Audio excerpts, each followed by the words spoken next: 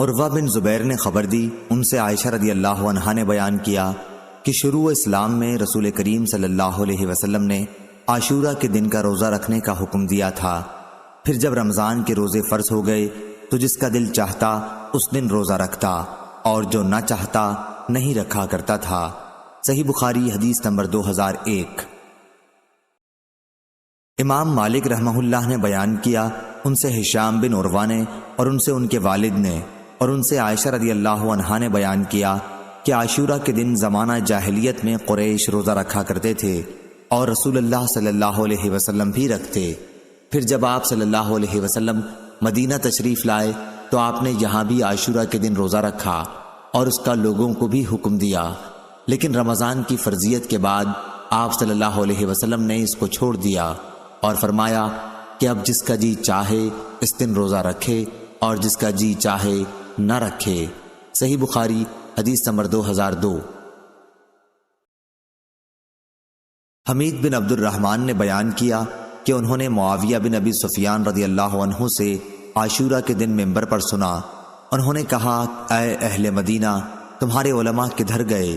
میں نے رسول اللہ صلی اللہ علیہ وسلم کو یہ فرماتے سنا کہ یہ عاشورہ کا دن ہے، اس کا روزہ تم پر فرض نہیں ہے، لیکن میں روزے سے ہوں، اور اب جس کا جی چاہے روزے سے رہے اور میری سنت پر عمل کرے اور جس کا جی چاہے نہ رہے۔ صحیح بخاری حدیث نمبر 2003۔ سعید بن جبیر نے بیان کیا، ان سے ان کے باپ نے اور ان سے ابن عباس رضی اللہ عنہ نے فرمایا کہ نبی کریم صلی اللہ علیہ وسلم مدینہ میں تشریف لائے، دوسرے سال آپ صلی اللہ علیہ وسلم نے یہودیوں کو دیکھا کہ وہ عاشورہ کے دن روزہ رکھتے ہیں۔ آپ صلی اللہ علیہ وسلم نے ان سے اس کا سبب معلوم فرمایا تو انہوں نے بتایا کہ یہ ایک اچھا دن ہے، اسی دن اللہ تعالیٰ نے بنی اسرائیل کو ان کے دشمن فرعون سے نجات دلائی تھی، اس لیے موسیٰ علیہ السلام نے اس دن کا روزہ رکھا تھا۔ آپ صلی اللہ علیہ وسلم نے فرمایا، پھر موسیٰ علیہ السلام کے شریک مسرت ہونے میں ہم تم سے زیادہ مستحق ہیں، چنانچہ آپ صلی اللہ علیہ وسلم نے اس دن روزہ رکھا اور صحابہ کو بھی اس کا حکم دیا۔ صحیح بخاری حدیث نمبر 2004۔ ابو اسامہ نے بیان کیا، ان سے ابو امیس نے، ان سے قیس بن مسلم نے، ان سے طارق نے، ان سے ابن شہاب نے اور ان سے ابو موسیٰ رضی اللہ عنہ نے بیان کیا کہ عاشورہ کے دن کو یہودی عید کا دن سمجھتے تھے، اس لیے رسول اللہ صلی اللہ علیہ وسلم نے فرمایا کہ تم بھی اس دن روزہ رکھا کرو۔ صحیح بخاری حدیث نمبر 2005۔ ابن عباس رضی اللہ عنہ نے بیان کیا کہ میں نے نبی کریم صلی اللہ علیہ وسلم کو سوائے عاشورہ کے دن کے اور اس رمضان کے مہینے کے اور کسی دن کو دوسرے دنوں سے افضل جان کر خاص طور سے قصد کر کے روزہ رکھتے نہیں دیکھا۔ صحیح بخاری حدیث نمبر 2006۔ یزید بن ابی عبید نے بیان کیا، ان سے سلمہ بن عکو رضی اللہ عنہ نے کہ نبی کریم صلی اللہ علیہ وسلم نے بنو اسلم کے ایک شخص کو لوگوں میں اس بات کے اعلان کا حکم دیا تھا کہ جو کھا چکا ہو وہ دن کے باقی حصے میں بھی کھانے پینے سے رکا رہے، اور جس نے نہ کھایا ہو اسے روزہ رکھ لینا چاہیے کیونکہ یہ عاشورہ کا دن ہے۔ صحیح بخاری حدیث نمبر 2007۔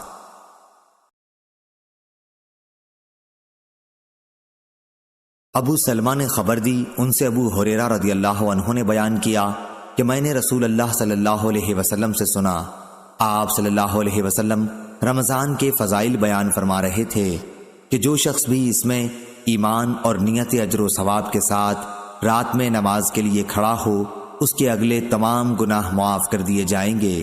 صحیح بخاری حدیث نمبر 2008۔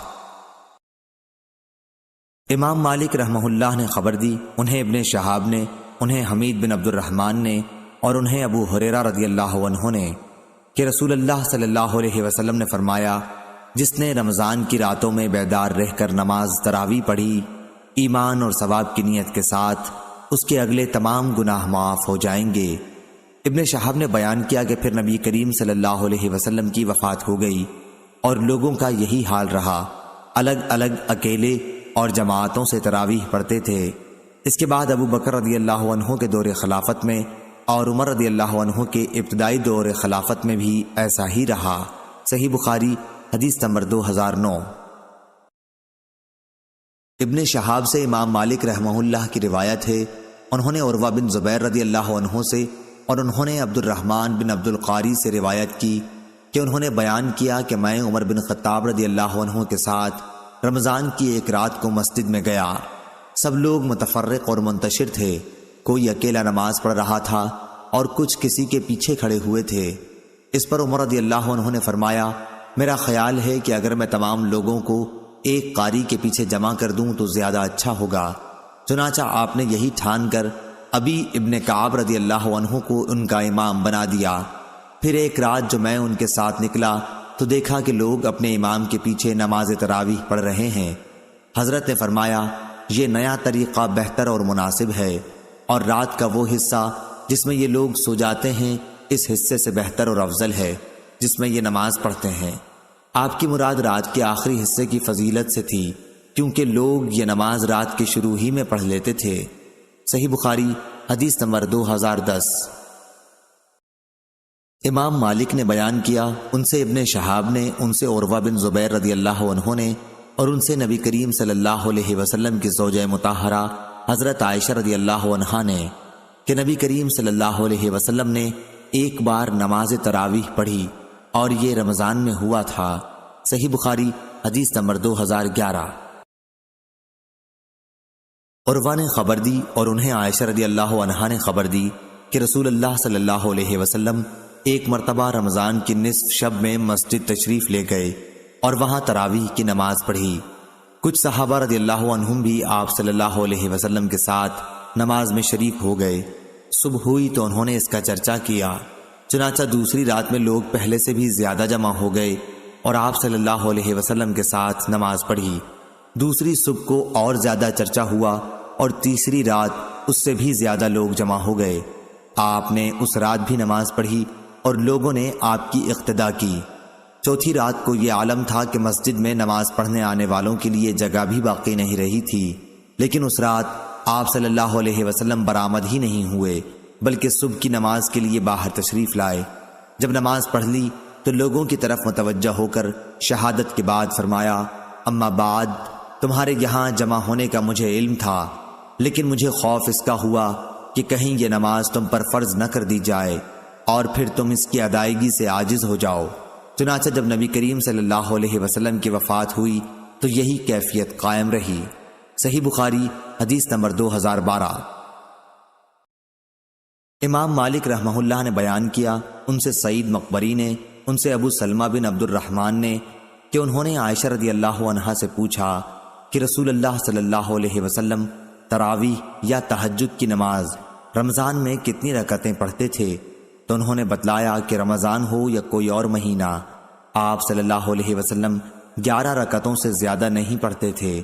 آپ صلی اللہ علیہ وسلم پہلی 4 رکعت پڑھتے، تم ان کے حسن و خوبی اور طول کا حال نہ پوچھو، پھر 4 رکعت پڑھتے، ان کے بھی حسن و خوبی اور طول کا حال نہ پوچھو، آخر میں 3 رکعت وتر پڑھتے تھے۔ میں نے ایک بار پوچھا، یا رسول اللہ صلی اللہ علیہ وسلم، کیا آپ وتر پڑھنے سے پہلے سو جاتے ہیں؟ تو آپ نے فرمایا، عائشہ میری آنکھیں سوتی ہیں لیکن میرا دل نہیں سوتا۔ صحیح بخاری حدیث نمبر 2013۔ سفیان بن عینہ نے بیان کیا، انہوں نے کہا کہ ہم نے اس روایت کو یاد کیا تھا اور یہ روایت انہوں نے ظاہری سے سن کر یاد کی تھی۔ ان سے ابو سلمہ نے بیان کیا اور ان سے ابو ہریرہ رضی اللہ عنہ نے کہ نبی کریم صلی اللہ علیہ وسلم نے فرمایا، جو شخص رمضان کے روزے ایمان اور احتساب حصول اجر و ثواب کی نیت کے ساتھ رکھے، اس کے اگلے تمام گناہ معاف کر دیے جاتے ہیں، اور جو لیلۃ القدر میں ایمان و احتساب کے ساتھ نماز میں کھڑا رہے، اس کے بھی اگلے تمام گناہ معاف کر دیے جاتے ہیں۔ سفیان کے ساتھ سلیمان بن کثیر نے بھی اس حدیث کو ظاہری سے روایت کیا۔ صحیح بخاری حدیث نمبر 2014۔ امام مالک رحمہ اللہ نے خبر دی، انہیں نافع نے اور انہیں حضرت عبداللہ بن عمر رضی اللہ عنہ نے کہ نبی کریم صلی اللہ علیہ وسلم کے چند اصحاب کو شب قدر خواب میں رمضان کی 7 آخری تاریخوں میں دکھائی گئی تھی۔ پھر رسول اللہ صلی اللہ علیہ وسلم نے فرمایا، میں دیکھ رہا ہوں کہ تمہارے سب کے خواب 7 آخری تاریخوں پر متفق ہو گئے ہیں، اس لیے جسے اس کی تلاش ہو وہ اسی ہفتے کی آخری طاق راتوں میں تلاش کرے۔ آخری عشرہ کی طاق راتیں 21، 23، 25، 27، 29 مراد ہیں۔ صحیح بخاری حدیث نمبر 2015۔ ابو سلمہ نے بیان کیا کہ میں نے ابو سعید خدری رضی اللہ عنہ سے پوچھا، وہ میرے دوست تھے۔ انہوں نے جواب دیا کہ ہم نبی کریم صلی اللہ علیہ وسلم کے ساتھ رمضان کے دوسرے عشرے میں اعتکاف میں بیٹھے، پھر 20 تاریخ کی صبح کو حضرت صلی اللہ علیہ وسلم اعتکاف سے نکلے اور ہمیں خطبہ دیا۔ آپ صلی اللہ علیہ وسلم نے فرمایا کہ مجھے لیلۃ القدر دکھائی گئی لیکن بھلا دی گئی، یا آپ صلی اللہ علیہ وسلم نے فرمایا کہ میں خود بھول گیا، اس لیے تم اسے آخری عشرے کی طاق راتوں میں تلاش کرو۔ میں نے یہ بھی دیکھا ہے کہ خواب میں کہ گویا میں کیچڑ میں سجدہ کر رہا ہوں، اس لیے جس نے میرے ساتھ اعتکاف کیا ہو وہ پھر لوٹ آئے اور اعتکاف میں بیٹھے۔ خیر ہم نے پھر اعتکاف کیا۔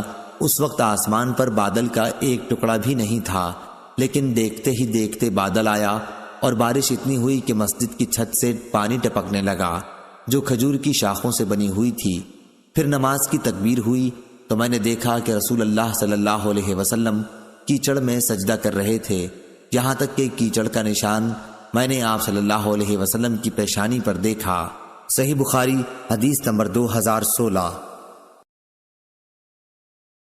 ابو سہیل نے بیان کیا ان سے ان کے باپ مالک بن ابی عامر نے اور ان سے عائشہ رضی اللہ عنہا نے کہ رسول اللہ صلی اللہ علیہ وسلم نے فرمایا، شب قدر کو رمضان کے آخری عشرے کی طاق راتوں میں ڈھونڈو۔ صحیح بخاری حدیث نمبر 2017۔ عبدالعزیز دراوردی نے بیان کیا ان سے یزید بن ہاد نے، ان سے محمد بن ابراہیم نے، ان سے ابو سلمہ نے اور ان سے ابو سعید خدری رضی اللہ عنہ نے کہ نبی کریم صلی اللہ علیہ وسلم رمضان کے اس عشرے میں اعتکاف کیا کرتے جو مہینے کے بیچ میں پڑتا ہے۔ 20 راتوں کے گزر جانے کے بعد جب 21ویں تاریخ کی رات آتی تو شام کو آپ صلی اللہ علیہ وسلم گھر واپس آ جاتے۔ جو لوگ آپ کے ساتھ اعتکاف میں ہوتے وہ بھی اپنے گھروں میں واپس آ جاتے۔ ایک رمضان میں آپ صلی اللہ علیہ وسلم جب اعتکاف کیے ہوئے تھے تو اس رات میں بھی مسجد ہی میں مقیم رہے، جس میں آپ کی عادت گھر آ جانے کی تھی۔ پھر آپ نے لوگوں کو خطبہ دیا اور جو کچھ اللہ پاک نے چاہا آپ نے لوگوں کو اس کا حکم دیا۔ پھر فرمایا کہ میں اس دوسرے عشرے میں اعتکاف کیا کرتا تھا، لیکن اب مجھ پر یہ ظاہر ہوا ہے کہ اب اس آخری عشرے میں مجھے اعتکاف کرنا چاہیے، اس لیے جس نے میرے ساتھ اعتکاف کیا ہے وہ اپنے معتکف ہی میں ٹھہرا رہے۔ اور مجھے یہ رات شب قدر دکھائی گئی لیکن پھر بھلوا دی گئی، اس لیے تم لوگ اسے آخری عشرے کی طاق راتوں میں تلاش کرو۔ میں نے خواب میں اپنے کو دیکھا کہ اس رات کیچڑ میں سجدہ کر رہا ہوں، پھر اس رات آسمان پر ابر ہوا اور بارش برسی۔ نبی کریم صلی اللہ علیہ وسلم کے نماز پڑھنے کی جگہ چھت سے پانی ٹپکنے لگا۔ یہ 21ویں کی رات کا ذکر ہے۔ میں نے خود اپنی آنکھوں سے دیکھا کہ آپ صلی اللہ علیہ وسلم صبح کی نماز کے بعد واپس ہو رہے تھے اور آپ کے چہرے مبارک پر کیچڑ لگی ہوئی تھی۔ صحیح بخاری حدیث نمبر 2018۔ ہشام بن عروہ نے کہا کہ مجھے میرے والد نے خبر دی، انہیں عائشہ رضی اللہ عنہا نے کہ نبی کریم صلی اللہ علیہ وسلم نے فرمایا شب قدر کو تلاش کرو۔ صحیح بخاری حدیث نمبر 2019۔ عبدہ بن سلیمان نے خبر دی، انہیں ہشام بن عروہ نے، انہیں ان کے والد عروہ بن زبیر نے اور انہیں ام المومنین حضرت عائشہ رضی اللہ عنہا نے کہ نبی کریم صلی اللہ علیہ وسلم رمضان کے آخری عشرے میں اعتکاف کرتے اور فرماتے کہ رمضان کے آخری عشرے میں شب قدر کو تلاش کرو۔ صحیح بخاری حدیث نمبر 2020۔ ایوب سختیانی نے بیان کیا ان سے اکرمہ نے اور ان سے ابن عباس رضی اللہ عنہ نے کہ نبی کریم صلی اللہ علیہ وسلم نے فرمایا شب قدر کو رمضان کے آخری عشرے میں تلاش کرو، جب 9 راتیں باقی رہ جائیں یا 5 راتیں باقی رہ جائیں، یعنی 21 یا 23 یا 25ویں راتوں میں شب قدر کو تلاش کرو۔ صحیح بخاری حدیث نمبر 2021۔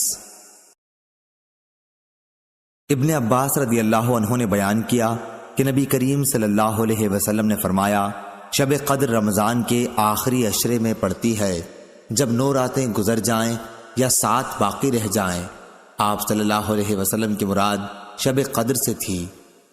عبد الوہاب نے ایوب اور خالد سے بیان کیا، ان سے اکرمہ نے اور ان سے ابن عباس رضی اللہ عنہ نے کہ شب قدر کو 24 تاریخ کی رات میں تلاش کرو۔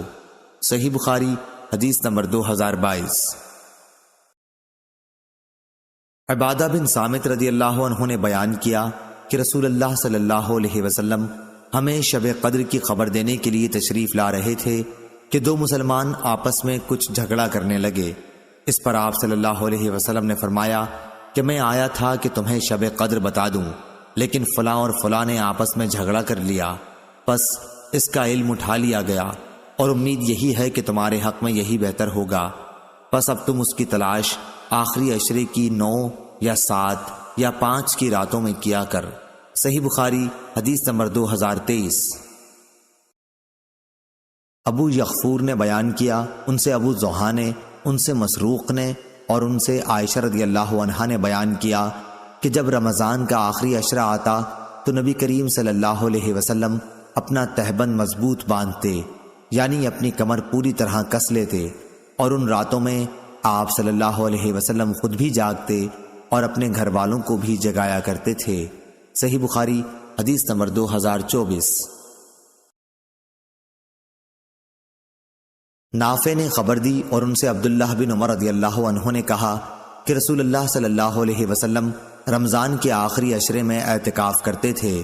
صحیح بخاری حدیث نمبر 2025۔ لیث بن سعد نے بیان کیا، ان سے عقیل نے، ان سے ابن شہاب نے، ان سے عروہ بن زبیر نے اور ان سے نبی کریم صلی اللہ علیہ وسلم کی زوجہ مطہرہ حضرت عائشہ رضی اللہ عنہا نے کہ نبی کریم صلی اللہ علیہ وسلم اپنی وفات تک برابر رمضان کے آخری عشرے میں اعتکاف کرتے رہے، اور آپ صلی اللہ علیہ وسلم کے بعد آپ کی ازواج مطہرات اعتکاف کرتی رہیں۔ صحیح بخاری حدیث نمبر 2026۔ ابو سعید خدری رضی اللہ عنہ نے بیان کیا کہ نبی کریم صلی اللہ علیہ وسلم رمضان کے دوسرے عشرے میں اعتکاف کیا کرتے تھے۔ ایک سال آپ صلی اللہ علیہ وسلم نے انہی دنوں میں اعتکاف کیا، اور جب 21ویں تاریخ کی رات آئی، یہ وہ رات ہے جس کی صبح کو آپ صلی اللہ علیہ وسلم اعتکاف سے باہر آ جاتے تھے۔ آپ صلی اللہ علیہ وسلم نے فرمایا کہ جس نے میرے ساتھ اعتکاف کیا ہو وہ اب آخری عشرے میں بھی اعتکاف کرے۔ مجھے یہ رات خواب میں دکھائی گئی لیکن پھر بھلا دی گئی۔ میں نے یہ بھی دیکھا کہ اسی کی صبح کو میں کیچڑ میں سجدہ کر رہا ہوں، اس لیے تم لوگ اسے آخری عشرے کی ہر طاق رات میں تلاش کرو۔ چنانچہ اسی رات بارش ہوئی، مسجد کی چھت چونکہ کھجور کی شاخ سے بنی تھی اس لیے ٹپکنے لگی، اور خود میں نے اپنی آنکھوں سے دیکھا کہ 21ویں کی صبح کو رسول اللہ صلی اللہ علیہ وسلم کی پیشانی مبارک پر کیچڑ لگی ہوئی تھی۔ صحیح بخاری حدیث نمبر 2027۔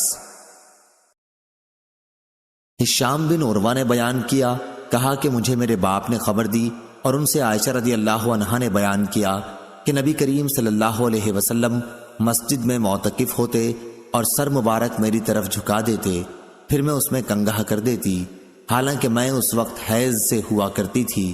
صحیح بخاری حدیث نمبر 2028۔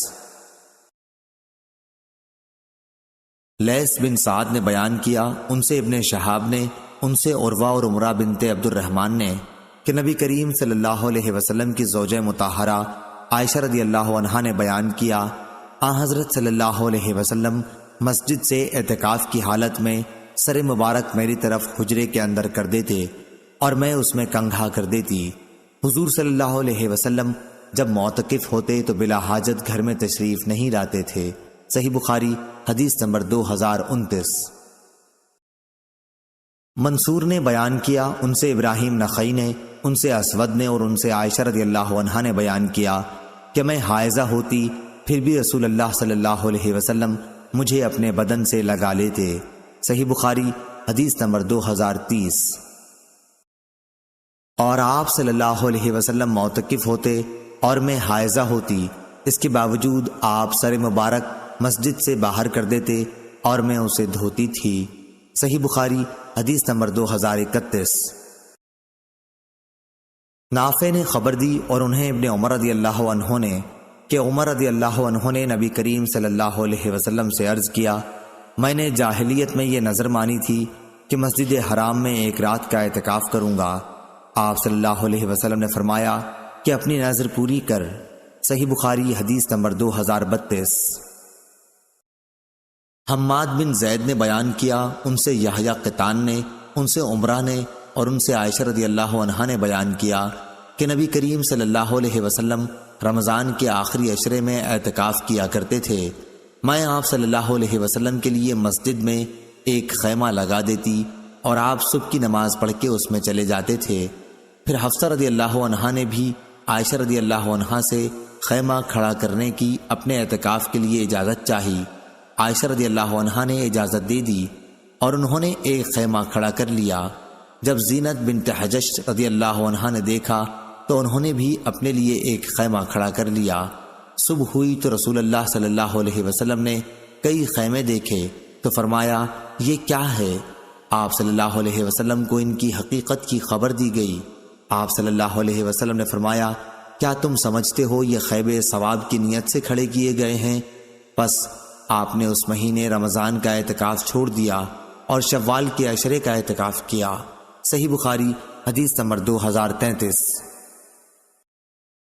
امام مالک نے خبر دی، انہیں یحییٰ بن سعید نے، انہیں عمرہ بنت عبد الرحمن نے اور انہیں ام المومنین حضرت عائشہ صدیقہ رضی اللہ عنہا نے کہ نبی کریم صلی اللہ علیہ وسلم نے اعتکاف کا ارادہ کیا۔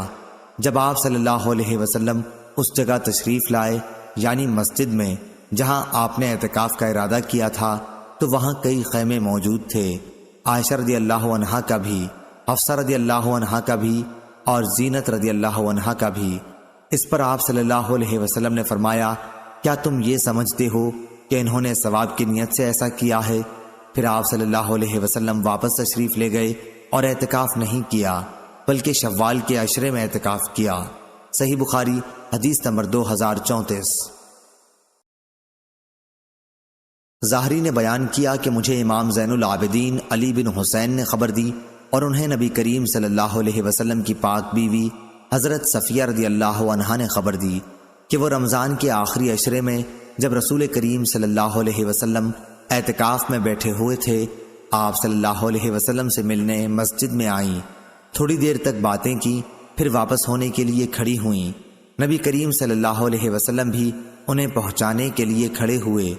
جب وہ ام سلمہ رضی اللہ عنہا کے دروازے سے قریب والے مسجد کے دروازے پر پہنچیں تو دو انصاری آدمی ادھر سے گزرے اور نبی کریم صلی اللہ علیہ وسلم کو سلام کیا۔ آپ صلی اللہ علیہ وسلم نے فرمایا، کسی سوچ کی ضرورت نہیں، یہ تو میری بیوی صفیہ بنت حی رضی اللہ عنہا ہیں۔ ان دونوں صحابیوں نے عرض کیا، سبحان اللہ یا رسول اللہ صلی اللہ علیہ وسلم۔ ان پر آپ صلی اللہ علیہ وسلم کا جملہ بڑا شاق گزرا۔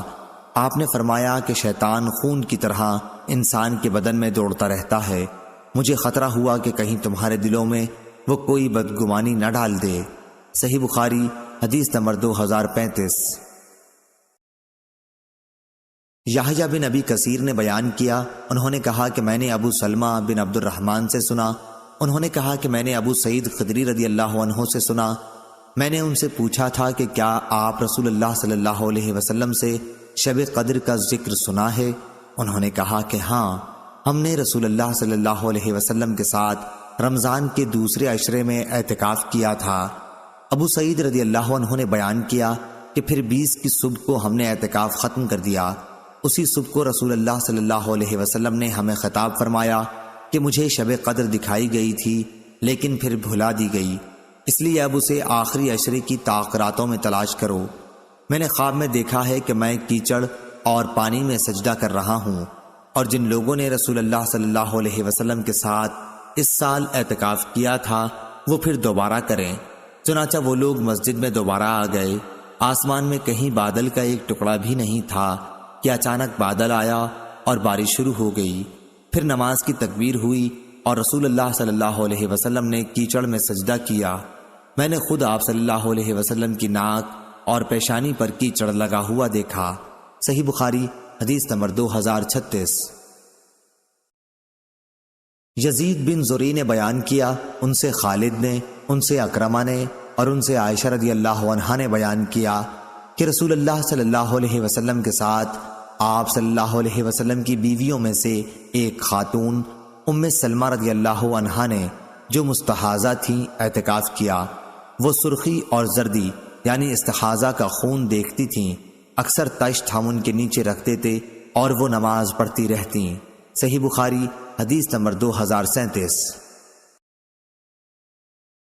عبد الرحمن بن خالد نے بیان کیا، ان سے ابن شہاب نے، ان سے امام زین العابدین علی بن حسین رضی اللہ عنہ نے کہ نبی کریم صلی اللہ علیہ وسلم کی پاک بیوی حضرت صفیہ رضی اللہ عنہا نے انہیں خبر دی۔ دوسری سند اور امام بخاری نے کہا کہ ہم سے عبداللہ بن محمد نے بیان کیا، کہا کہ ہم سے ہشام نے بیان کیا، انہیں معمر نے خبر دی، انہیں زہری نے، انہیں علی بن حسین رضی اللہ عنہ نے کہ نبی کریم صلی اللہ علیہ وسلم مسجد میں اعتکاف میں تھے۔ آپ صلی اللہ علیہ وسلم کے پاس ازواج مطہرات بیٹھی تھیں۔ جب وہ چلنے لگیں تو آپ نے صفیہ بنت حی رضی اللہ عنہا سے فرمایا کہ جلدی نہ کر، میں تمہیں چھوڑنے چلتا ہوں۔ ان کا حجرہ دارالاسامہ میں تھا۔ چنانچہ جب رسول اللہ صلی اللہ علیہ وسلم ان کے ساتھ نکلے تو دو انصاری صحابیوں سے آپ کی ملاقات ہوئی۔ ان دونوں حضرات نے نبی کریم صلی اللہ علیہ وسلم کو دیکھا اور جلدی سے آگے بڑھ جانا چاہا، لیکن آپ صلی اللہ علیہ وسلم نے فرمایا، ٹھہرو، ادھر سنو، یہ صفیہ بنت حی رضی اللہ عنہا ہیں جو میری بیوی ہیں۔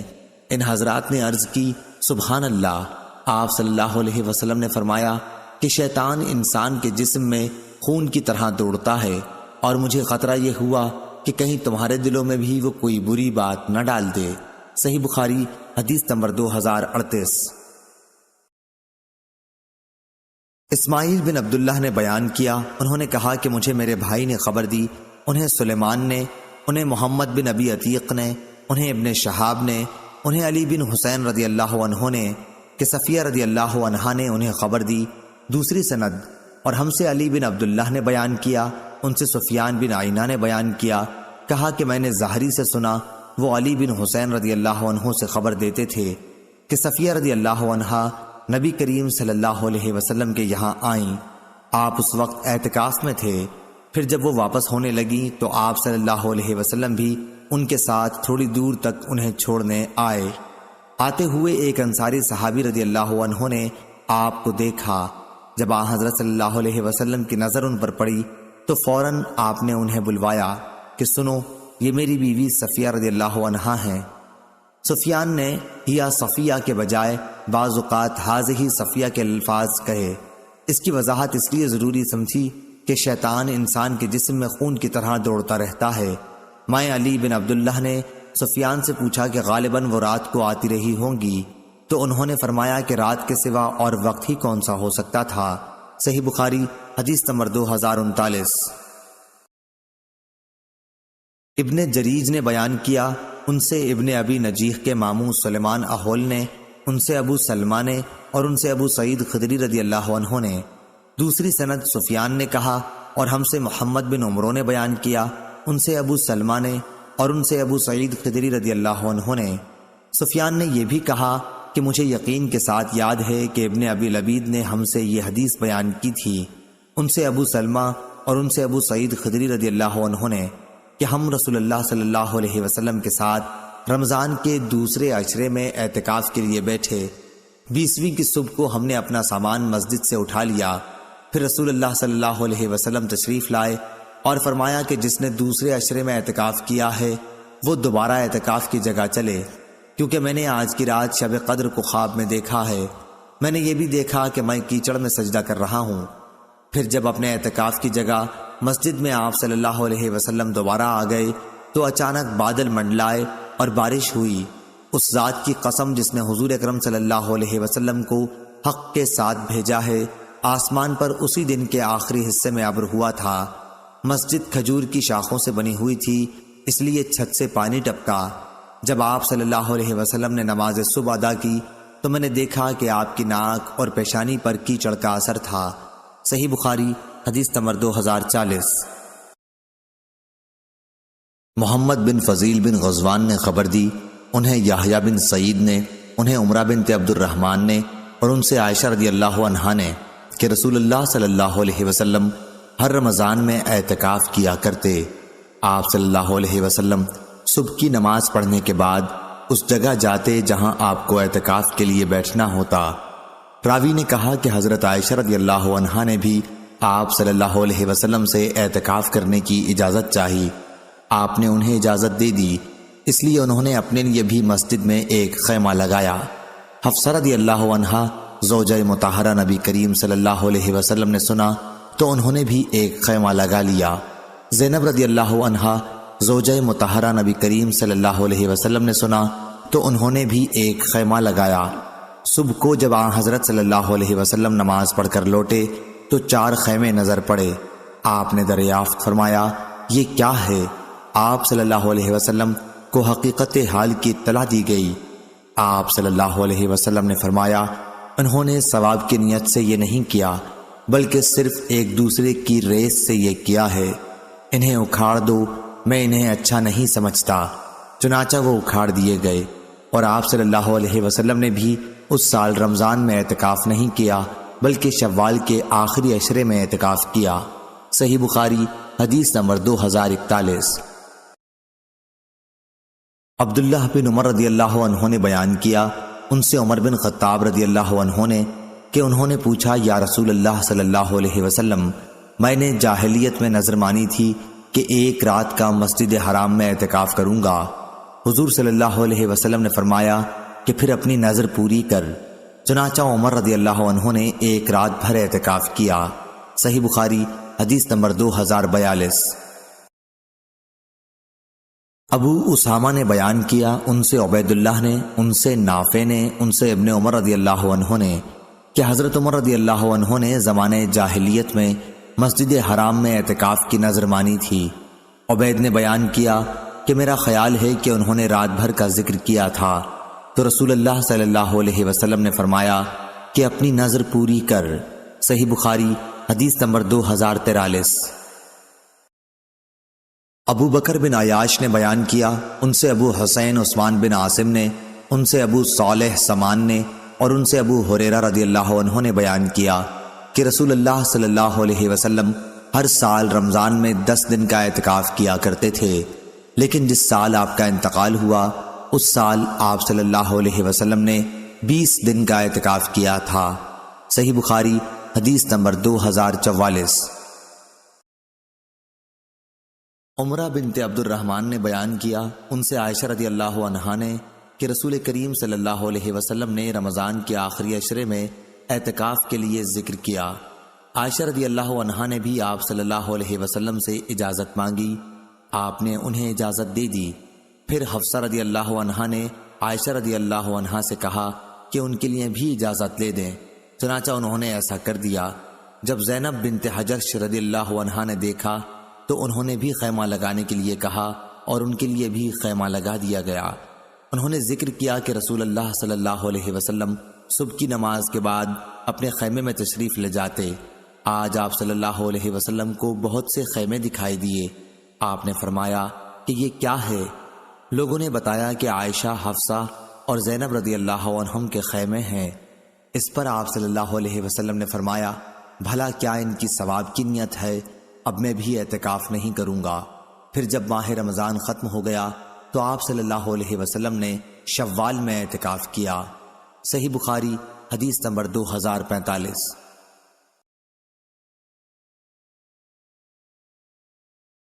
معمر نے خبر دی انہیں ظاہری نے، انہیں عروہ نے اور انہیں عائشہ رضی اللہ عنہا نے کہ وہ حائضہ ہوتی تھیں اور رسول اللہ صلی اللہ علیہ وسلم مسجد میں اعتکاف میں ہوتے تھے، پھر بھی وہ آپ صلی اللہ علیہ وسلم کے سر میں اپنے حجرے ہی میں کنگھا کرتی تھیں۔ آپ صلی اللہ علیہ وسلم اپنا سر مبارک ان کی طرف بڑھا دیتے۔ صحیح بخاری حدیث نمبر 2046۔ ابو سلمہ بن عبد الرحمن نے خبر دی کہ ابو ہریرہ رضی اللہ عنہ نے کہا تم لوگ کہتے ہو کہ ابو ہریرہ رضی اللہ عنہ تو رسول اللہ صلی اللہ علیہ وسلم کی احادیث بہت زیادہ بیان کرتا ہے، اور یہ بھی کہتے ہو کہ مہاجرین و انصار ابو ہریرہ رضی اللہ عنہ کی طرح کیوں حدیث نہیں بیان کرتے؟ اصل وجہ یہ ہے کہ میرے بھائی مہاجرین بازار کی خرید و فروخت میں مشغول رہا کرتے تھے، اور میں اپنا پیٹ بھرنے کے بعد پھر برابر رسول اللہ صلی اللہ علیہ وسلم کی خدمت میں حاضر رہتا، اس لیے جب یہ بھائی غیر حاضر ہوتے تو میں اس وقت بھی حاضر رہتا اور میں وہ باتیں آپ صلی اللہ علیہ وسلم سے سن کر یاد کر لیتا جس سے ان حضرات کو اپنے کاروبار کی مشغولیت کی وجہ سے یا تو سننے کا موقع نہیں ملتا تھا یا وہ بھول جایا کرتے تھے۔ اسی طرح میرے بھائی انصار اپنے اموال کھیتوں اور باغوں میں مشغول رہتے، لیکن میں صفہ میں مقیم مسکینوں میں سے ایک مسکین آدمی تھا۔ جب یہ حضرات انصار بھولتے تو میں اسے یاد رکھتا۔ ایک مرتبہ رسول کریم صلی اللہ علیہ وسلم نے ایک حدیث بیان کرتے ہوئے فرمایا تھا کہ جو کوئی اپنا کپڑا پھیلائے اور اس وقت تک پھیلائے رکھے جب تک اپنی یہ گفتگو نہ پوری کر لوں، پھر جب میری گفتگو پوری ہو جائے تو اس کپڑے کو سمیٹ لے تو وہ میری باتوں کو اپنے دل و دماغ میں ہمیشہ یاد رکھے گا۔ چنانچہ میں نے اپنا کمبل اپنے سامنے پھیلا دیا۔ پھر جب رسول کریم صلی اللہ علیہ وسلم نے اپنا مقالہ مبارک ختم فرمایا تو میں نے اسے سمیٹ کر اپنے سینے سے لگایا، اور اس کے بعد پھر کبھی میں آپ صلی اللہ علیہ وسلم کی کوئی حدیث نہیں بھولا۔ صحیح بخاری حدیث نمبر 2047۔ سعد نے بیان کیا، ان سے ان کے دادا ابراہیم بن عبد الرحمن بن عوف رضی اللہ عنہ نے بیان کیا کہ عبد الرحمن بن عوف رضی اللہ عنہ نے کہا کہ جب ہم مدینہ آئے تو رسول اللہ صلی اللہ علیہ وسلم نے میرے اور سعد بن ربی انصاری کے درمیان بھائی چارہ کرا دیا۔ سعد بن ربی رضی اللہ عنہ نے کہا کہ میں انصار کے سب سے زیادہ مالدار لوگوں میں سے ہوں، اس لیے اپنا آدھا مال میں آپ کو دیتا ہوں، اور آپ خود دیکھ لیں کہ میری 2 بیویوں میں سے آپ کو کون زیادہ پسند ہے، میں آپ کے لیے انہیں اپنے سے الگ کر دوں گا، یعنی طلاق دے دوں گا۔ جب ان کی عدت پوری ہو جائے تو آپ ان سے نکاح کر لیں۔ بیان کیا کہ اس پر عبد الرحمن رضی اللہ عنہ نے فرمایا، مجھے ان کی ضرورت نہیں، کیا یہاں کوئی بازار ہے جہاں کاروبار ہوتا ہو؟ سعد رضی اللہ عنہ نے سوق قینقاع کا نام لیا۔ بیان کیا کہ جب صبح ہوئی تو عبد الرحمن رضی اللہ عنہ پنیر اور گھی لائے۔ راوی نے بیان کیا کہ پھر وہ تجارت کے لیے بازار آنے جانے لگے۔ کچھ دنوں کے بعد ایک دن وہ رسول اللہ صلی اللہ علیہ وسلم کی خدمت میں حاضر ہوئے تو زرد رنگ کا نشان کپڑے یا جسم پر تھا۔ رسول اللہ صلی اللہ علیہ وسلم نے دریافت فرمایا، کیا تم نے شادی کر لی ہے؟ انہوں نے کہا کہ ہاں۔ آپ صلی اللہ علیہ وسلم نے دریافت فرمایا کہ کس سے؟ بولے کہ ایک انصاری خاتون سے۔ دریافت فرمایا اور مہر کتنا دیا ہے؟ عرض کیا کہ 1 گٹھلی برابر سونا دیا ہے، یا یہ کہا کہ سونے کی 1 گٹھلی دی ہے۔ پھر نبی کریم صلی اللہ علیہ وسلم نے فرمایا، اچھا تو ولیمہ کر، خواہ 1 بکری ہی کا ہو۔ صحیح بخاری حدیث نمبر 2048۔ انس بن مالک رضی اللہ عنہ نے بیان کیا کہ جب عبد الرحمن بن عوف رضی اللہ عنہ مدینے آئے، رسول اللہ صلی اللہ علیہ وسلم نے ان کا بھائی چارہ سعد بن ربی انصاری رضی اللہ عنہ سے کرا دیا۔ سعد رضی اللہ عنہ مالدار آدمی تھے۔ انہوں نے عبد الرحمن رضی اللہ عنہ سے کہا، میں اور آپ میرے مال سے آدھا آدھا لے لیں اور میں اپنی ایک بیوی سے آپ کی شادی کرا دوں۔ عبد الرحمن رضی اللہ عنہ نے اس کے جواب میں کہا، اللہ تعالیٰ آپ کے اہل اور آپ کے مال میں برکت عطا فرمائے، مجھے تو آپ بازار کا راستہ بتا دیجئے۔ پھر وہ بازار سے اس وقت تک واپس نہ ہوئے جب تک نفع میں کافی پنیر اور گھی نہ بچا لیا۔ اب وہ اپنے گھر والوں کے پاس آئے، کچھ دن گزرے ہوں گے یا اللہ نے جتنا چاہا۔ اس کے بعد وہ آئے کہ ان پر زردی کا نشان تھا۔ حضرت صلی اللہ علیہ وسلم نے دریافت فرمایا، یہ زردی کیسی ہے؟ عرض کیا، یا رسول اللہ صلی اللہ علیہ وسلم، میں نے ایک انصاری عورت سے شادی کر لی ہے۔ آپ صلی اللہ علیہ وسلم نے دریافت فرمایا کہ انہیں مہر میں کیا دیا ہے؟ عرض کیا، سونے کی 1 گٹھلی، یا یہ کہا کہ 1 گٹھلی برابر سونا۔ آپ صلی اللہ علیہ وسلم نے فرمایا کہ اچھا اب ولیمہ کر، اگرچہ 1 بکری ہی کا ہو۔ صحیح بخاری حدیث نمبر 2049۔ سفیان بن عینہ نے بیان کیا، ان سے عمر بن دینار نے، ان سے ابن عباس رضی اللہ عنہ نے، کہ عکاز، مجنہ اور ذوالمجاز عہد جاہلیت کے بازار تھے۔ جب اسلام آیا تو ایسا ہوا کہ مسلمان لوگ خرید و فروخت کے لیے ان بازاروں میں جانا گناہ سمجھنے لگے، اس لیے یہ آیت نازل ہوئی، تمہارے لیے اس میں کوئی حرج نہیں اگر تم اپنے رب کے فضل یعنی رزق حلال کی تلاش کرو۔ حج کے موسم میں۔ یہ ابن عباس رضی اللہ عنہ کی قرات ہے۔ صحیح بخاری حدیث نمبر 2050۔ ابراہیم بن ابی عدی نے بیان کیا، ان سے عبداللہ بن عون نے، ان سے شعبی نے، انہوں نے نعمان بن بشیر رضی اللہ عنہ سے سنا، انہوں نے کہا کہ میں نے نبی کریم صلی اللہ علیہ وسلم سے سنا۔ دوسری سند امام بخاری نے کہا اور ہم سے علی بن عبداللہ نے بیان کیا، کہا کہ ہم سے سفیان بن عینہ نے بیان کیا، ان سے ابو فروا نے، ان سے شعبی نے کہا کہ میں نے نعمان بن بشیر رضی اللہ عنہ سے سنا اور انہوں نے نبی کریم صلی اللہ علیہ وسلم سے۔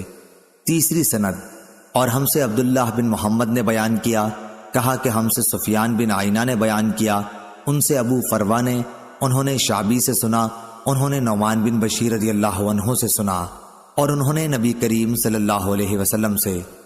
چوتھی سند اور ہم سے محمد بن کثیر نے بیان کیا، کہا کہ ہم کو سفیان سوری نے خبر دی، انہیں ابو فروا نے، انہیں شعبی نے اور ان سے نعمان بن بشیر رضی اللہ عنہ نے بیان کیا کہ نبی کریم صلی اللہ علیہ وسلم نے فرمایا، حلال بھی کھلا ہوا ہے اور حرام بھی ظاہر ہے، لیکن ان دونوں کے درمیان کچھ مشتبہ چیزیں ہیں، پس جو شخص ان چیزوں کو چھوڑے جن کے گناہ ہونے یا نہ ہونے میں شبہ ہے، وہ ان چیزوں کو تو ضرور ہی چھوڑ دے گا جن کا گناہ ہونا ظاہر ہے، لیکن جو شخص شبے کی چیزوں کے کرنے کی جرات کرے گا تو قریب ہے کہ وہ ان گناہوں میں بھی مبتلا ہو جائے جو بالکل واضح طور پر گناہ ہیں۔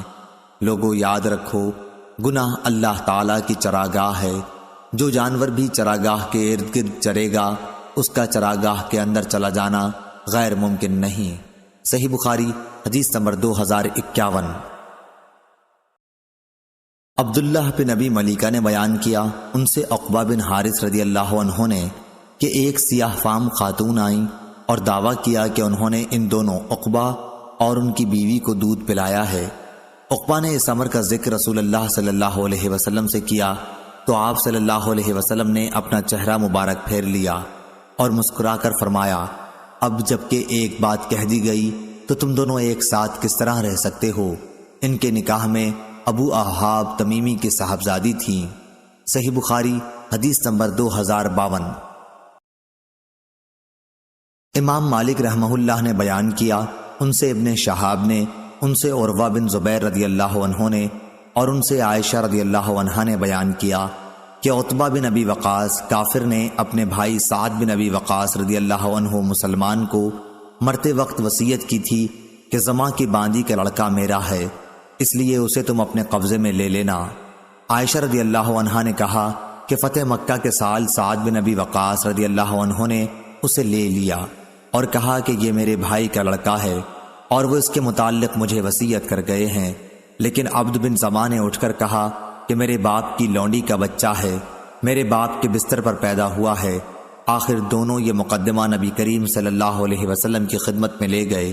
سعد رضی اللہ عنہ نے عرض کیا، یا رسول اللہ صلی اللہ علیہ وسلم، یہ میرے بھائی کا لڑکا ہے اور مجھے اس کی انہوں نے وصیت کی تھی۔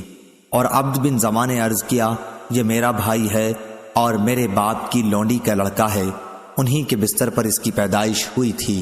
اس پر رسول اللہ صلی اللہ علیہ وسلم نے فرمایا، عبد بن زماں، لڑکا تو تمہارے ہی ساتھ رہے گا۔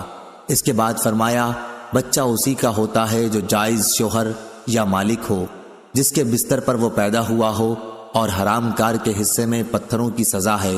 پھر سودا بنت زماں رضی اللہ عنہا سے، جو آن حضرت صلی اللہ علیہ وسلم کی بیوی تھی، فرمایا کہ اس لڑکے سے پردہ کیا کر، کیونکہ آپ نے عتبہ کی شباہت اس لڑکے میں محسوس کر لی تھی۔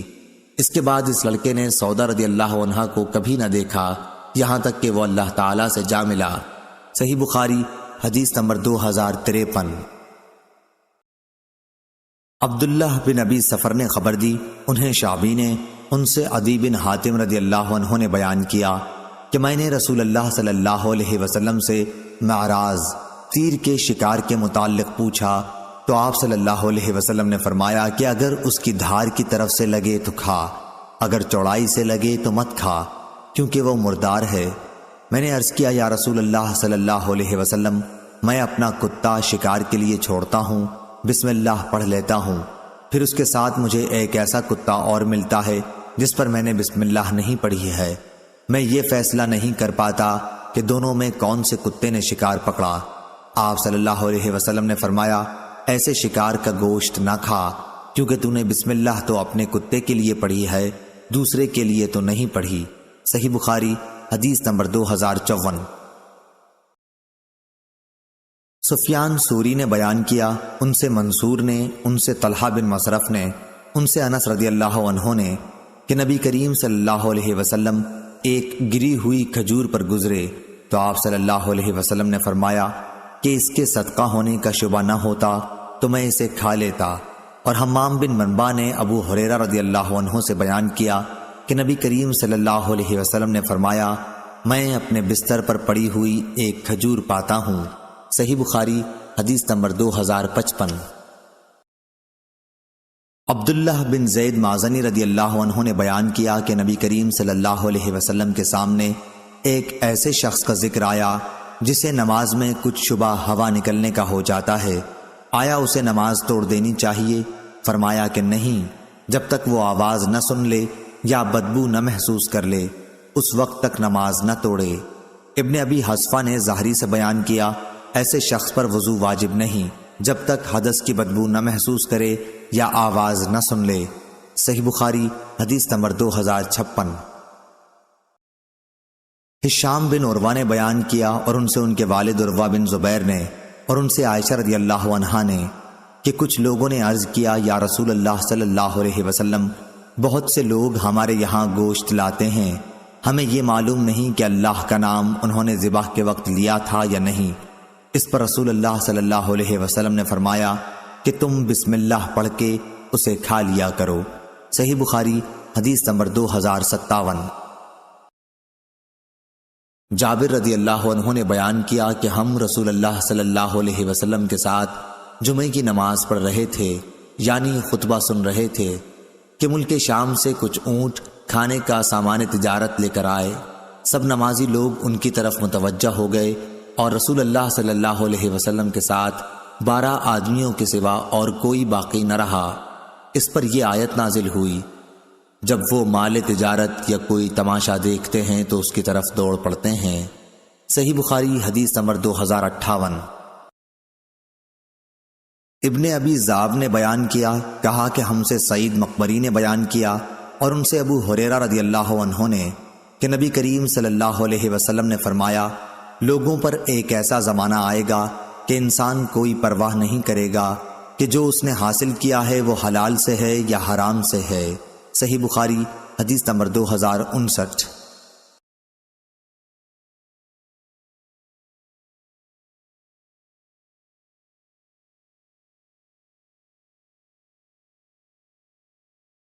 عطا بن نبی رباح نے خبر دی، انہیں عبید بن عمیر نے کہ ابو موسیٰ اشعری رضی اللہ عنہ نے عمر بن خطاب رضی اللہ عنہ سے ملنے کی اجازت چاہی، لیکن اجازت نہیں ملی۔ غالباً آپ اس وقت کام میں مشغول تھے، اس لیے ابو موسیٰ رضی اللہ عنہ واپس لوٹ گئے۔ پھر عمر رضی اللہ عنہ فارغ ہوئے تو فرمایا، کیا میں نے عبداللہ بن قیس ابو موسیٰ رضی اللہ عنہ کی آواز سنی تھی؟ انہیں اندر آنے کی اجازت دے دو۔ کہا گیا وہ تو لوٹ کر چلے گئے، تو عمر رضی اللہ عنہ نے انہیں بلا لیا۔ ابو موسیٰ رضی اللہ عنہ نے کہا کہ ہمیں اسی کا حکم حضرت صلی اللہ علیہ وسلم سے تھا کہ 3 مرتبہ اجازت چاہنے پر اگر اندر جانے کی اجازت نہ ملے تو واپس لوٹ جانا چاہیے۔ اس پر عمر رضی اللہ عنہ نے فرمایا، اس حدیث پر کوئی گواہ لاؤ۔ ابو موسیٰ رضی اللہ عنہ انصار کی مجلس میں گئے اور ان سے اس حدیث کے متعلق پوچھا کہ کیا کسی نے اسے حضرت صلی اللہ علیہ وسلم سے سنا ہے؟ ان لوگوں نے کہا کہ اس کی گواہی تو تمہارے ساتھ وہ دے گا جو ہم سب میں بہت ہی کم عمر ہے۔ وہ ابو سعید خدری رضی اللہ عنہ کو اپنے ساتھ لے گئے۔ عمر رضی اللہ عنہ نے یہ سن کر فرمایا کہ نبی کریم صلی اللہ علیہ وسلم کا ایک حکم مجھ سے پوشیدہ رہ گیا، افسوس کہ مجھے بازاروں کی خرید و فروخت نے مشغول رکھا۔ آپ کی مراد تجارت سے تھی۔ صحیح بخاری حدیث نمبر 2062۔ جعفر بن ربیعہ نے بیان کیا، ان سے عبد الرحمن بن حرمز نے اور ان سے ابو ہریرہ رضی اللہ عنہ نے کہ رسول اللہ صلی اللہ علیہ وسلم نے بنی اسرائیل کے ایک شخص کا ذکر کیا جس نے سمندر کا سفر کیا تھا اور اپنی ضرورت پوری کی تھی۔ پھر پوری حدیث بیان کی جو کتاب الکفالہ میں آئے گی۔ صحیح بخاری حدیث نمبر 2063۔ جابر رضی اللہ عنہ نے بیان کیا کہ تجارتی اونٹوں کا قافلہ آیا۔ ہم اس وقت نبی کریم صلی اللہ علیہ وسلم کے ساتھ جمعے کے خطبے میں شریک تھے۔ 12 صحابہ رضی اللہ عنہم کے سوا باقی تمام حضرات ادھر چلے گئے۔ اس پر یہ آیت اتری کہ جب سوداگری یا تماشا دیکھتے ہیں تو اس کی طرف دوڑ پڑتے ہیں اور آپ کو کھڑا چھوڑ دیتے ہیں۔ صحیح بخاری حدیث نمبر 2064۔ جریر نے بیان کیا، ان سے منصور نے، ان سے ابو وائل نے، ان سے مسروق نے اور ان سے ام المومنین حضرت عائشہ رضی اللہ عنہا نے بیان کیا کہ نبی کریم صلی اللہ علیہ وسلم نے فرمایا، جب عورت اپنے گھر کا کھانا، غلہ وغیرہ بشرطے کہ گھر بگاڑنے کی نیت نہ ہو خرچ کرے تو اسے خرچ کرنے کا ثواب ملتا ہے، اور اس کے شوہر کو کمانے کا اور خزانچی کو بھی ایسا ہی ثواب ملتا ہے۔ ایک کا ثواب دوسرے کے ثواب کو کم نہیں کرتا۔ صحیح بخاری حدیث نمبر 2065۔ حمام نے بیان کیا، انہوں نے ابو ہریرہ رضی اللہ عنہ سے سنا کہ رسول اللہ صلی اللہ علیہ وسلم نے فرمایا، اگر عورت اپنے شوہر کی کمائی اس کی اجازت کے بغیر بھی اللہ کے راستے میں خرچ کرتی ہے تو اسے آدھا ثواب ملتا ہے۔ صحیح بخاری حدیث نمبر 2066۔ انس بن مالک رضی اللہ عنہ نے بیان کیا کہ میں نے سنا رسول اللہ صلی اللہ علیہ وسلم فرما رہے تھے کہ جو شخص اپنی روزی میں کشادگی چاہتا ہو یا عمر کی درازی چاہتا ہو تو اسے چاہیے کہ صلہ رحمی کرے۔ صحیح بخاری حدیث نمبر 2067۔ آمش نے بیان کیا کہ ابراہیم نخعی کی مجلس میں ہم نے ادھار لین دین میں سامان گروی رکھنے کا ذکر کیا تو انہوں نے کہا کہ مجھ سے اسود نے عائشہ رضی اللہ عنہا سے بیان کیا کہ نبی کریم صلی اللہ علیہ وسلم نے ایک یہودی سے کچھ غلہ ایک مدت مقرر کر کے ادھار خریدا اور اپنی لوہے کی ایک زرہ اس کے پاس گروی رکھی۔ صحیح بخاری حدیث نمبر 2068۔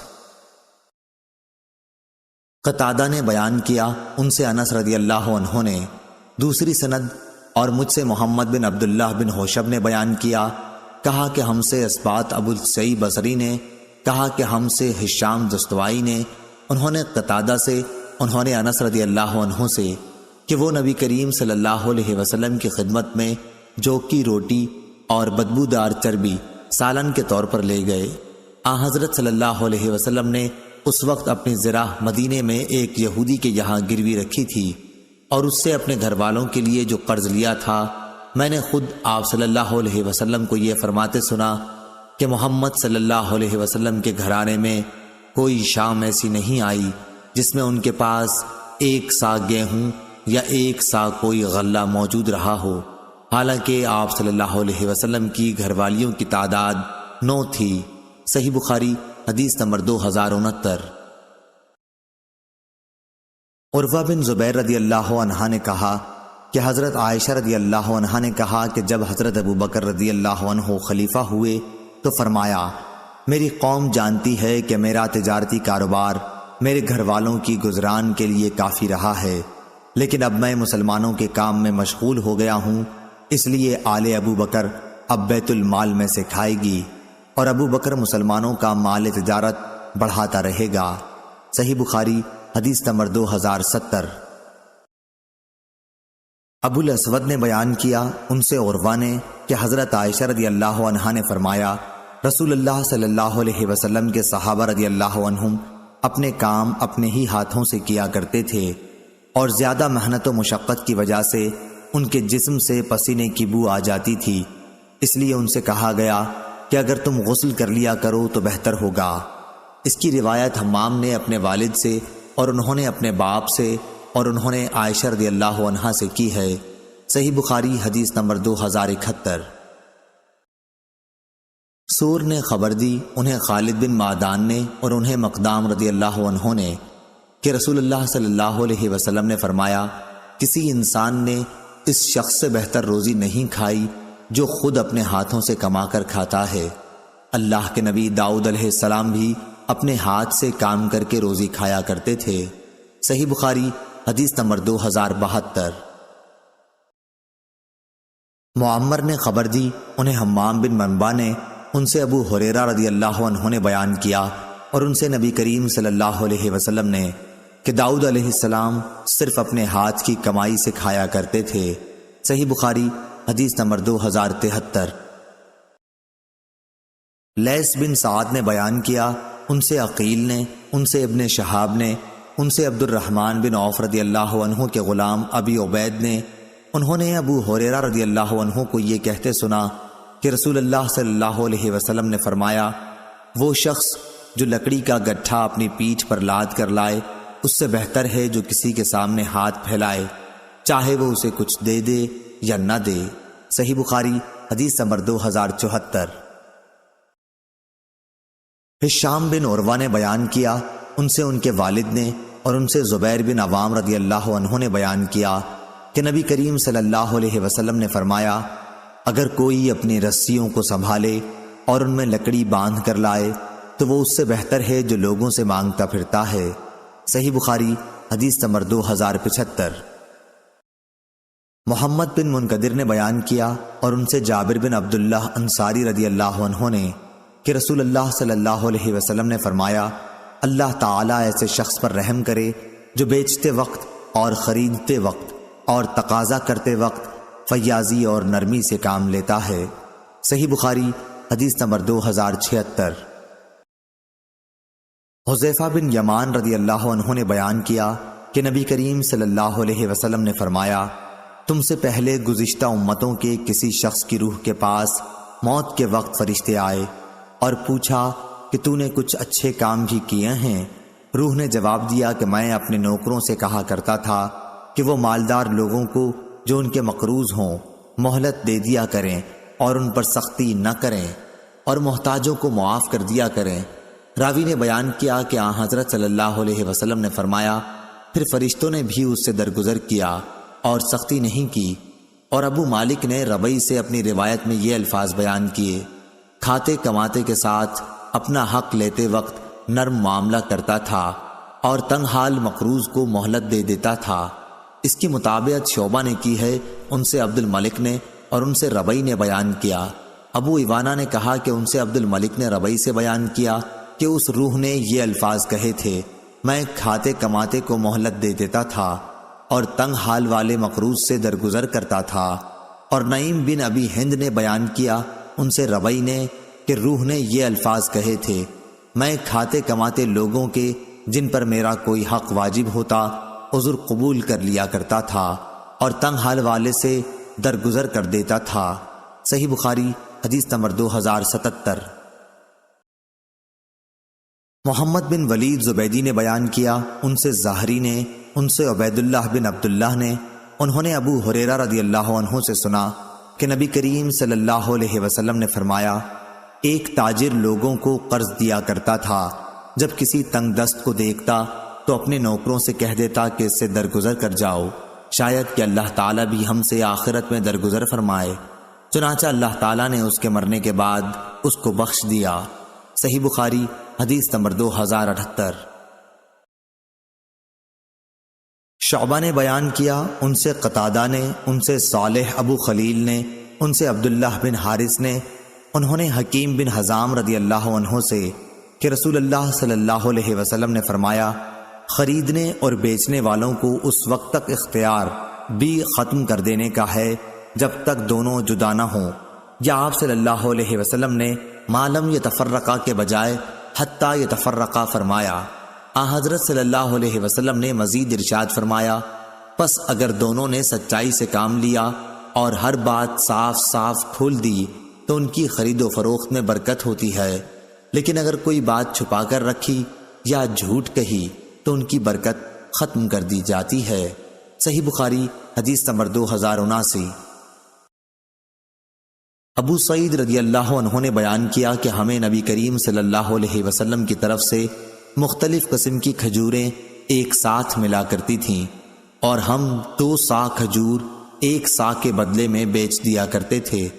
اس پر نبی کریم صلی اللہ علیہ وسلم نے فرمایا کہ 2 سا 1 سا کے بدلے میں نہ بیچی جائے اور نہ 2 درہم 1 درہم کے بدلے میں بیچے جائیں۔ صحیح بخاری حدیث نمبر 2080۔ شفیق نے بیان کیا اور ان سے ابو مسعود رضی اللہ عنہ نے کہ انصار میں سے ایک صحابی جن کی کنیت ابو شعیب رضی اللہ عنہ تھی تشریف لائے اور اپنے غلام سے جو قصاب تھا فرمایا کہ میرے لیے اتنا کھانا تیار کر جو 5 آدمیوں کے لیے کافی ہو۔ میں نے نبی کریم صلی اللہ علیہ وسلم کی اور آپ صلی اللہ علیہ وسلم کے ساتھ اور 4 آدمیوں کی دعوت کا ارادہ کیا، کیونکہ میں نے آپ کے چہرہ مبارک پر بھوک کا اثر نمایاں دیکھا ہے۔ چنانچہ انہوں نے حضرت صلی اللہ علیہ وسلم کو بلایا۔ آپ صلی اللہ علیہ وسلم کے ساتھ ایک اور صاحب بھی آ گئے۔ نبی کریم صلی اللہ علیہ وسلم نے فرمایا کہ ہمارے ساتھ ایک اور صاحب زائد آ گئے ہیں، اگر آپ چاہیں تو انہیں بھی اجازت دے سکتے ہیں اور اگر چاہیں تو واپس کر سکتے ہیں۔ انہوں نے کہا کہ نہیں، بلکہ میں انہیں بھی اجازت دیتا ہوں۔ صحیح بخاری حدیث نمبر 2081۔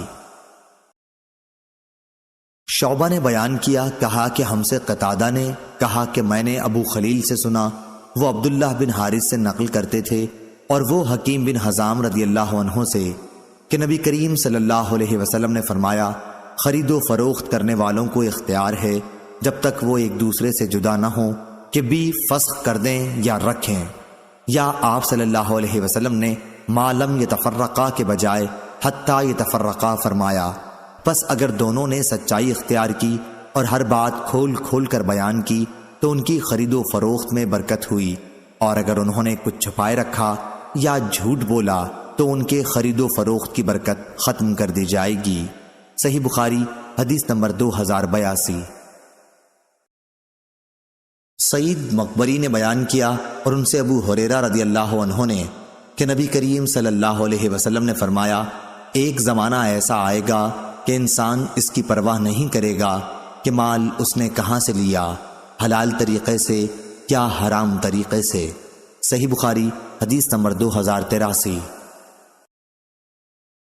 شعبہ نے بیان کیا، ان سے منصور نے، ان سے ابو الزحا نے، ان سے مسروق نے اور ان سے عائشہ رضی اللہ عنہا نے بیان کیا کہ جب سورہ بقرہ کی آخری آیتیں الذین یاکلون الربا نازل ہوئیں تو نبی کریم صلی اللہ علیہ وسلم نے انہیں صحابہ رضی اللہ عنہم کو مسجد میں پڑھ کر سنایا۔ اس کے بعد ان پر شراب کی تجارت کو حرام کر دیا۔ صحیح بخاری حدیث نمبر 2084۔ ابو رجا بصری نے بیان کیا، ان سے سمرہ بن جندب رضی اللہ عنہ نے کہ نبی کریم صلی اللہ علیہ وسلم نے فرمایا رات خواب میں نے 2 آدمی دیکھے، وہ دونوں میرے پاس آئے اور مجھے بیت المقدس میں لے گئے، پھر ہم سب وہاں سے چلے یہاں تک کہ ہم ایک خون کی نہر پر آئے، وہاں نہر کے کنارے ایک شخص کھڑا ہوا تھا اور نہر کے بیچ میں بھی ایک شخص کھڑا تھا۔ نہر کے کنارے پر کھڑے ہونے والے کے سامنے پتھر پڑے ہوئے تھے، بیچ نہر والا آدمی آتا اور جو ہی وہ چاہتا کہ باہر نکل جائے فوراً ہی باہر والا شخص اس کے منہ پر پتھر کھینچ کر مارتا جو اسے وہیں لوٹا دیتا تھا جہاں وہ پہلے تھا۔ اسی طرح جب بھی وہ نکلنا چاہتا کنارے پر کھڑا ہوا شخص اس کے منہ پر پتھر کھینچ مارتا اور وہ جہاں تھا وہیں پھر لوٹ جاتا۔ میں نے اپنے ساتھیوں سے جو فرشتے تھے پوچھا کہ یہ کیا ہے، تو انہوں نے اس کا جواب دیا کہ نہر میں تم نے جس شخص کو دیکھا وہ سود کھانے والا انسان ہے۔ صحیح بخاری حدیث نمبر 2085۔ عون بن ابی جحیفہ نے بیان کیا کہ میں نے اپنے والد کو ایک پچنا لگانے والے غلام خریدتے دیکھا۔ میں نے یہ دیکھ کر ان سے اس کے متعلق پوچھا تو انہوں نے جواب دیا کہ نبی کریم صلی اللہ علیہ وسلم نے کتے کی قیمت لینے اور خون کی قیمت لینے سے منع فرمایا ہے۔ آپ صلی اللہ علیہ وسلم نے گودنے والی گدوانے والی کو گود لگوانے سے، سود لینے والے اور سود دینے کو سود لینے یا دینے سے منع فرمایا اور تصویر بنانے والے پر لعنت بھیجی۔ صحیح بخاری حدیث نمبر 2086۔ لیث نے بیان کیا، ان سے یونس نے، ان سے ابن شہاب نے کہ سعید بن مسیب نے بیان کیا کہ ان سے ابو ہریرہ رضی اللہ عنہ نے بیان کیا کہ میں نے خود نبی کریم صلی اللہ علیہ وسلم کو یہ فرماتے سنا کہ سامان بیچتے وقت دکاندار کے قسم کھانے سے سامان تو جلدی بک جاتا ہے لیکن وہ قسم برکت کو مٹا دینے والی ہوتی ہے۔ صحیح بخاری حدیث نمبر 2087۔ عوام بن ہوشب نے خبر دی، انہیں ابراہیم بن عبد الرحمن نے اور انہیں عبداللہ بن ابی اوفا رضی اللہ عنہ نے کہ بازار میں ایک شخص نے ایک سامان دکھا کر قسم کھائی کہ اس کی اتنی قیمت لگ چکی ہے، حالانکہ اس کی اتنی قیمت نہیں لگی تھی۔ اس قسم سے اس کا مقصد ایک مسلمان کو دھوکہ دینا تھا۔ اس پر یہ آیت اتری، جو لوگ اللہ کے عہد اور اپنی قسموں کو تھوڑی قیمت کے بدلے میں بیچتے ہیں۔ صحیح بخاری حدیث نمبر 2088۔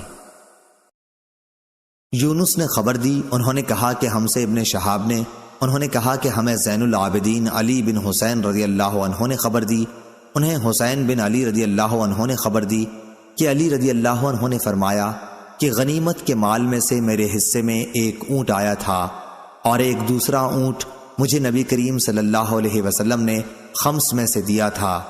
پھر جب میرا ارادہ رسول اللہ صلی اللہ علیہ وسلم کی صاحبزادی فاطمہ رضی اللہ عنہا کی رخصتی کرا کے لانے کا ہوا تو میں نے بنی قنیقہ کے ایک سنار سے طے کیا کہ وہ میرے ساتھ چلے اور ہم دونوں مل کر اذخر گھاس جمع کر کے لائیں، کیونکہ میرا ارادہ تھا کہ اسے سناروں کے ہاتھ بیچ کر اپنی شادی کے ولیمے میں اس کی قیمت کو لگاؤں۔ صحیح بخاری حدیث نمبر 2089۔ خالد بن عبداللہ نے بیان کیا، ان سے خالد نے، ان سے اکرمہ نے اور ان سے ابن عباس رضی اللہ عنہ نے کہ رسول اللہ صلی اللہ علیہ وسلم نے فرمایا، اللہ تعالیٰ نے مکے کو حرمت والا شہر قرار دیا ہے، یہ نہ مجھ سے پہلے کسی کے لیے حلال تھا اور نہ میرے بعد کسی کے لیے حلال ہوگا، میرے لیے بھی ایک دن چند لمحات کے لیے حلال ہوا تھا، سو اب اس کی نہ گھاس کاٹی جائے، نہ اس کے درخت کاٹے جائیں، نہ اس کے شکار بھگائے جائیں اور نہ اس میں کوئی گری ہوئی چیز اٹھائی جائے، صرف میرف یعنی گمشدہ چیز کو اصل مالک تک اعلان کے ذریعے پہنچانے والے کو اس کی اجازت ہے۔ عباس بن عبد المطلب رضی اللہ عنہ نے عرض کیا کہ اذخر کے لیے اجازت دے دیجیے کہ یہ ہمارے سناروں اور ہمارے گھروں کی چھتوں کے کام میں آتی ہے، تو آپ صلی اللہ علیہ وسلم نے اذخر کی اجازت دے دی۔ اکرمہ رضی اللہ عنہ نے کہا، یہ بھی معلوم ہے کہ حرم کے شکار کو بھگانے کا مطلب کیا ہے؟ اس کا مطلب یہ ہے کہ کسی درخت کے سائے تلے اگر وہ بیٹھا ہوا ہو تو تم سائے سے اسے ہٹا کر خود وہاں بیٹھ جاؤ۔ عبد الوہاب نے خالد سے اپنی روایت میں یہ الفاظ بیان کیے کہ اذخر ہمارے سناروں اور ہماری قبروں کے کام میں آتی ہے۔ صحیح بخاری حدیث نمبر 2090۔ محمد بن ابی عدی نے بیان کیا، ان سے شعبہ نے، ان سے سلیمان نے، ان سے ابو الضحیٰ نے، ان سے مسروق نے اور ان سے خباب بن ارت رضی اللہ عنہ نے کہ میں جاہلیت کے زمانے میں لوہار کا کام کرتا تھا، عاص بن وائل کافر پر میرا کچھ قرض تھا، میں ایک دن اس پر تقاضا کرنے گیا، اس نے کہا کہ جب تک تو محمد صلی اللہ علیہ وسلم کا انکار نہیں کرے گا تو تیرا قرض نہیں دوں گا۔ میں نے جواب دیا کہ میں آپ صلی اللہ علیہ وسلم کا انکار اس وقت تک نہیں کروں گا جب تک اللہ تعالیٰ تیری جان نہ لے لے، پھر تو دوبارہ اٹھایا جائے۔ اس نے کہا کہ پھر مجھے بھی مہلت دے کہ میں مر جاؤں، پھر دوبارہ اٹھایا جاؤں اور مجھے مال اور اولاد ملے، اس وقت میں بھی تمہارا قرض ادا کر دوں گا۔ اس پر آیت نازل ہوئی، کیا تم نے اس شخص کو دیکھا جس نے ہماری آیات کو نہ مانا اور کہا کہ آخرت میں مجھے مال اور دولت دی جائے گی؟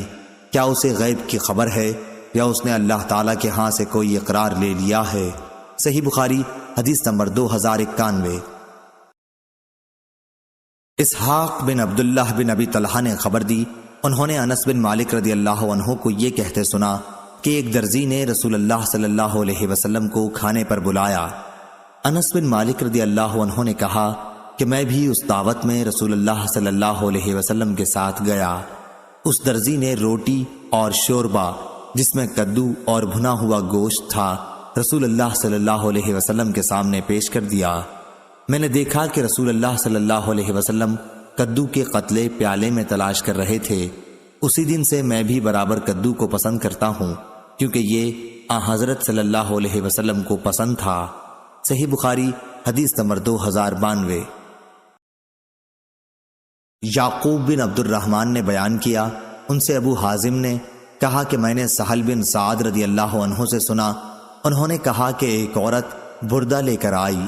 سہل رضی اللہ عنہ نے پوچھا، تمہیں معلوم بھی ہے بردہ کسے کہتے ہیں؟ کہا گیا، جی ہاں، بردہ حاشیہ دار چادر کو کہتے ہیں۔ تو اس عورت نے کہا یا رسول اللہ صلی اللہ علیہ وسلم، میں نے خاص آپ کو پہنانے کے لیے یہ چادر اپنے ہاتھ سے بنی ہے۔ آپ صلی اللہ علیہ وسلم نے اسے لے لیا۔ آپ صلی اللہ علیہ وسلم کو اس کی ضرورت بھی تھی۔ پھر آپ باہر تشریف لائے تو آپ اسی چادر کو بطور ازار کے پہنے ہوئے تھے۔ حاضرین میں سے ایک صاحب بولے یا رسول اللہ صلی اللہ علیہ وسلم، یہ تو مجھے دے دیجئے۔ آپ نے فرمایا کہ اچھا لے لینا۔ اس کے بعد آپ مجلس میں تھوڑی دیر تک بیٹھے رہے، پھر واپس تشریف لے گئے۔ پھر ازار کو تہہ کر کے ان صاحب کے پاس بھجوا دیا۔ لوگوں نے کہا کہ تم نے حضرت صلی اللہ علیہ وسلم سے یہ ازار مانگ کر اچھا نہیں کیا، کیونکہ تمہیں معلوم ہے کہ آپ صلی اللہ علیہ وسلم کسی سائل کے سوال کو رد نہیں کیا کرتے ہیں۔ اس پر صحابی رضی اللہ عنہ نے کہا واللہ میں نے تو صرف اس لیے یہ چادر مانگی ہے کہ جب میں مروں تو یہ میرا کفن بنے۔ سہل رضی اللہ عنہ نے فرمایا کہ وہ چادر ہی ان کا کفن بنی۔ صحیح بخاری حدیث نمبر 2093۔ ابو حازم نے بیان کیا کہ کچھ لوگ سہل بن سعد سعدی رضی اللہ عنہ کے یہاں منبر نبوی کے متعلق پوچھنے آئے۔ انہوں نے بیان کیا کہ رسول اللہ صلی اللہ علیہ وسلم نے فلاں عورت کے یہاں، جن کا نام بھی سہل رضی اللہ عنہ نے لیا تھا، اپنا آدمی بھیجا کہ وہ اپنے بڑھئی غلام سے کہیں کہ میرے لیے کچھ لکڑیوں کو جوڑ کر منبر تیار کر دے، تاکہ لوگوں کو واعظ کرنے کے لیے میں اس پر بیٹھ جایا کروں۔ چنانچہ اس عورت نے اپنے غلام سے غابہ کے جھاؤ کی لکڑی کا منبر بنانے کے لیے کہا۔ پھر جب منبر تیار ہو گیا تو انہوں نے اسے آپ صلی اللہ علیہ وسلم کی خدمت میں بھیجا۔ وہ منبر آپ صلی اللہ علیہ وسلم کے حکم سے مسجد میں رکھا گیا اور آپ اس پر بیٹھے۔ صحیح بخاری حدیث نمبر 2094۔ عبد الواحد بن ایمن نے بیان کیا، ان سے ان کے والد نے اور ان سے جابر بن عبداللہ رضی اللہ عنہ نے کہ ایک انصاری عورت نے رسول کریم صلی اللہ علیہ وسلم سے عرض کیا یا رسول اللہ صلی اللہ علیہ وسلم، میں آپ کے لیے کوئی ایسی چیز کیوں نہ بنوا دوں جس پر آپ واعظ کے وقت بیٹھا کریں، کیونکہ میرے پاس ایک غلام بڑھئی ہے۔ آپ صلی اللہ علیہ وسلم نے فرمایا کہ اچھا تمہاری مرضی۔ راوی نے بیان کیا کہ پھر جب منبر آپ کے لیے اس نے تیار کیا تو جمعے کے دن جب حضرت صلی اللہ علیہ وسلم اس منبر پر بیٹھے تو اس کھجور کی لکڑی سے رونے کی آواز آنے لگی جس پر ٹیک دے کر آپ پہلے خطبہ دیا کرتے تھے۔ ایسا معلوم ہوتا تھا کہ وہ پھٹ جائے گی۔ یہ دیکھ کر نبی کریم صلی اللہ علیہ وسلم منبر پر سے اترے اور اسے پکڑ کر سینے سے لگا لیا۔ اس وقت بھی وہ لکڑی اس چھوٹے بچے کی طرح سسکیاں بھر رہی تھی جسے چپ کرانے کی کوشش کی جاتی ہے۔ اس کے بعد وہ چپ ہو گئی۔ حضرت صلی اللہ علیہ وسلم نے فرمایا کہ اس کے رونے کی وجہ یہ تھی کہ یہ لکڑی خطبہ سنا کرتی تھی، اس لیے روئی۔ صحیح بخاری حدیث نمبر 2095۔ اعمش نے بیان کیا، ان سے ابراہیم نخعی نے، ان سے اسود بن یزید نے اور ان سے عائشہ رضی اللہ عنہا نے کہ رسول اللہ صلی اللہ علیہ وسلم نے ایک یہودی سے کچھ غلہ ادھار خریدا اور اپنی زرہ اس کے پاس گروی رکھوائی۔ صحیح بخاری حدیث نمبر 2096۔ جابر بن عبداللہ رضی اللہ عنہ نے بیان کیا کہ میں نبی کریم صلی اللہ علیہ وسلم کے ساتھ ایک غزوہ ذات الرقا یا تبوک میں تھا۔